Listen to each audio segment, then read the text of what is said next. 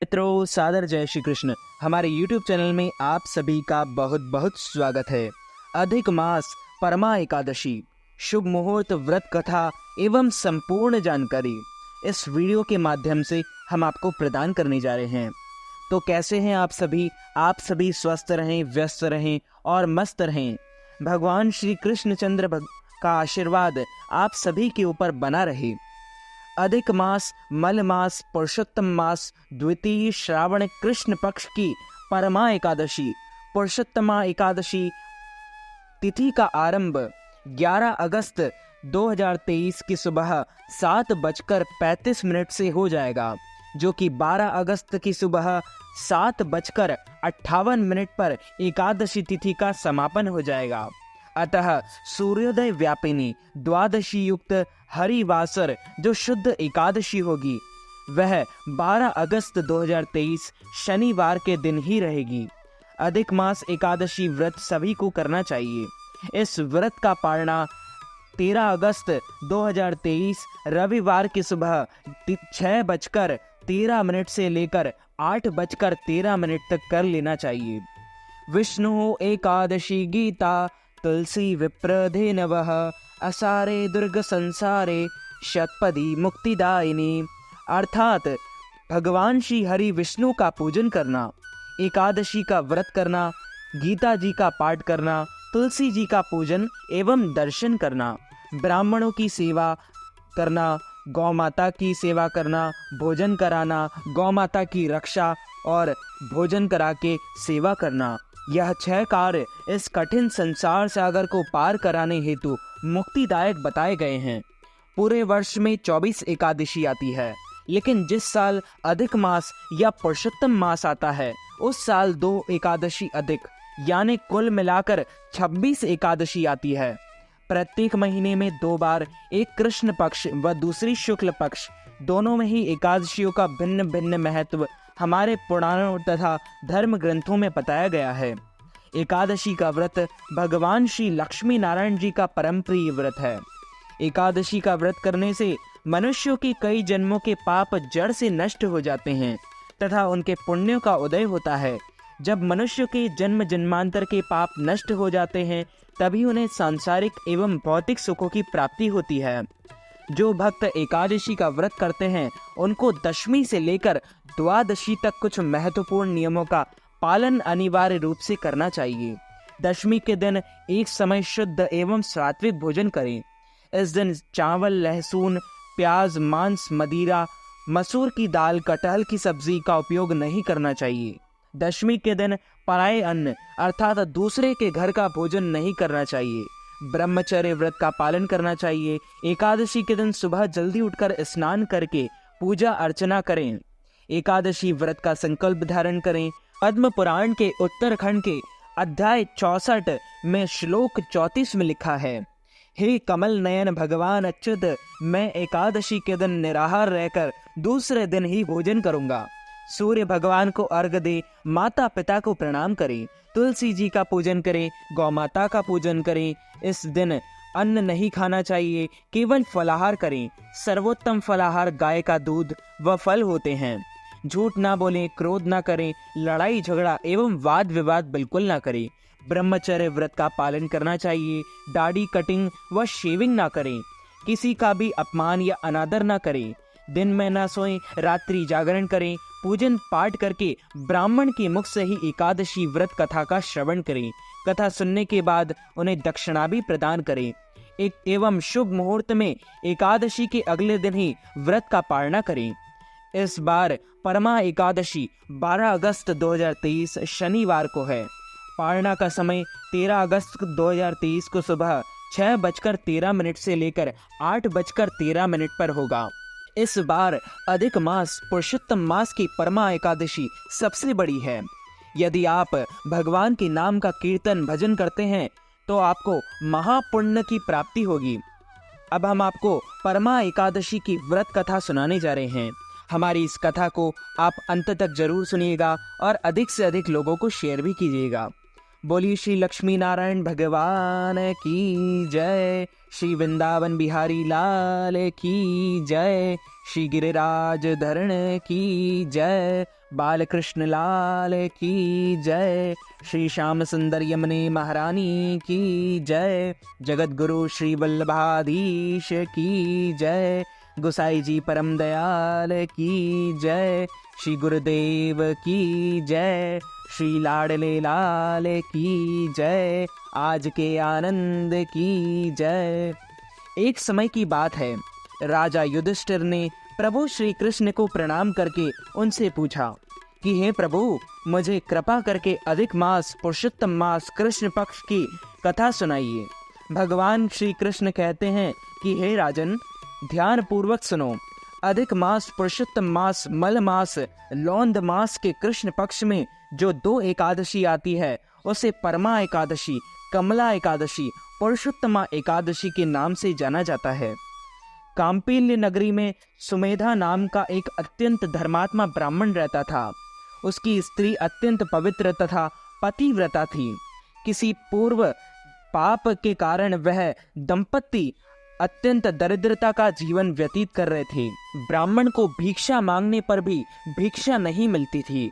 उस ब्राह्मण की पत्नी वस्त्रों से रहित होते हुए भी अपने पति की सेवा करती थी तथा अतिथि को अन्न देकर स्वयं भूखी रह जाती थी और पति से कभी किसी वस्तु की मांग नहीं करती थी।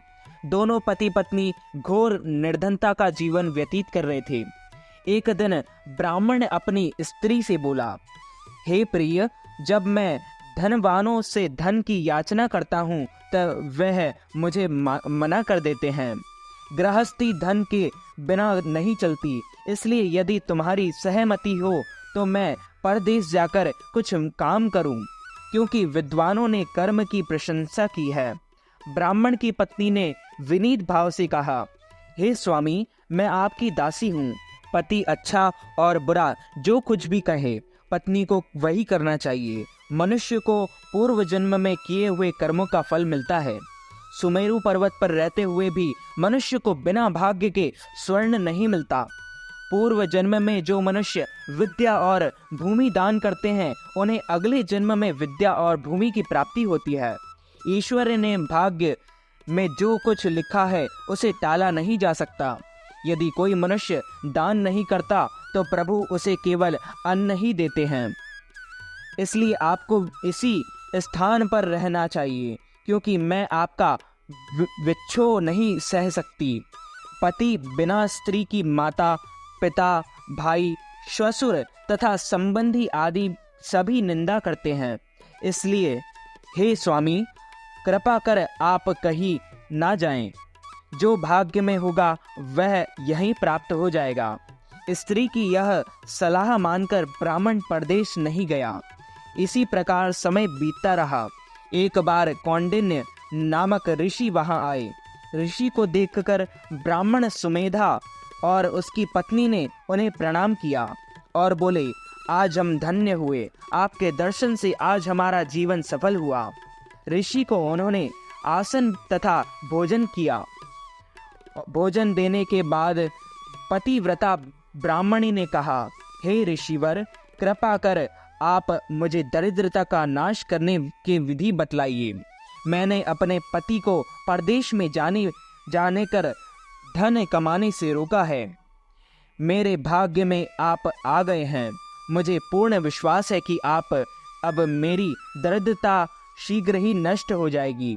अतः आप हमारी दरिद्रता नष्ट करने के लिए कोई उपाय बताएं।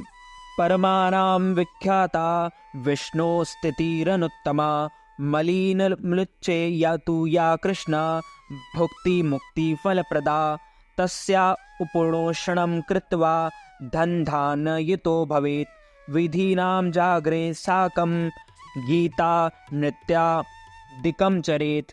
ब्राह्मणी की बात सुन कौंडिन्य ऋषि बोले, हे ब्राह्मणी, मल मास की कृष्ण पक्ष की परमा एकादशी के व्रत से सभी पाप, दुख और दरिद्रता आदि नष्ट हो जाते हैं। जो मनुष्य इस व्रत को करता है वह धनवान हो जाता है। इस व्रत में नृत्य, गायन आदि सहित रात्रि जागरण करना चाहिए। यह एकादशी धन वैभव देती है तथा पापों का नाश कर उत्तम गति भी प्रदान करने वाली होती है। धनाधिपति कुबेर ने भी इस एकादशी व्रत का पालन किया था, जिससे प्रसन्न होकर भगवान भोलेनाथ ने उन्हें धनाध्यक्ष का पद प्रदान किया था। इसी व्रत के प्रभाव से सत्यवादी राजा हरिश्चंद्र को पुत्र, स्त्री और राज्य की प्राप्ति हुई थी।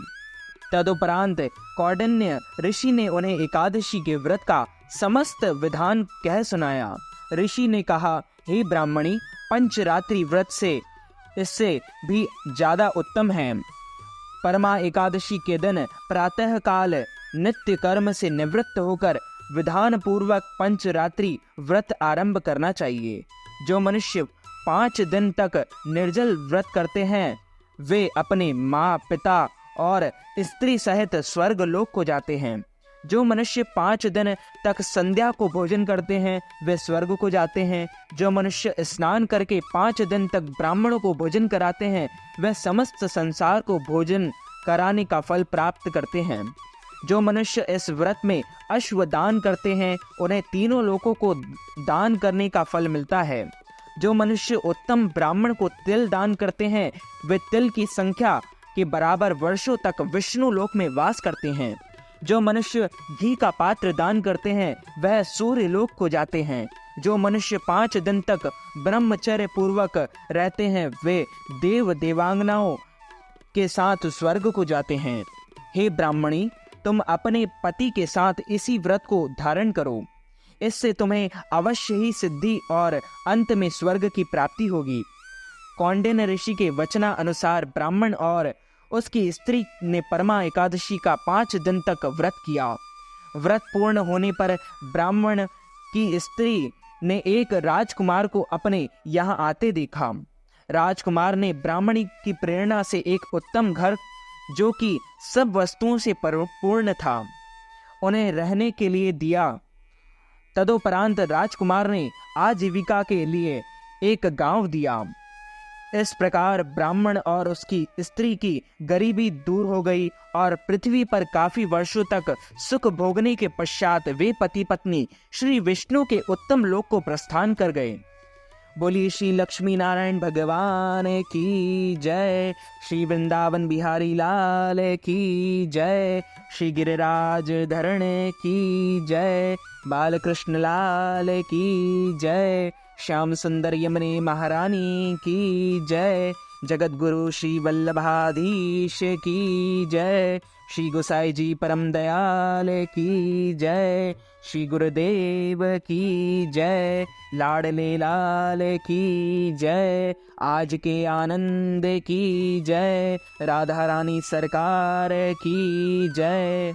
अच्युतम केशवम राम नारायणम कृष्ण दामोदरम वासुदेवम हरि श्रीधरम माधवम गोपिका वल्लभम श्री जानकी नायकम श्री रामचंद्रम भजे जानकी मनोहरम सर्वलोकनायकम श्री शंकरादिसेवितम पुण्य नाम कीर्तनम श्री राम राम राम राम राम नामतायकम रामकृष्ण वासुदेव भक्ति मुक्तिदायकम हरे राम राम राम हरे हरे हरे कृष्ण कृष्ण कृष्ण हरे हरे श्री कृष्ण गोविंद हरे मुरारे हे नाथ नारायण वासुदेव।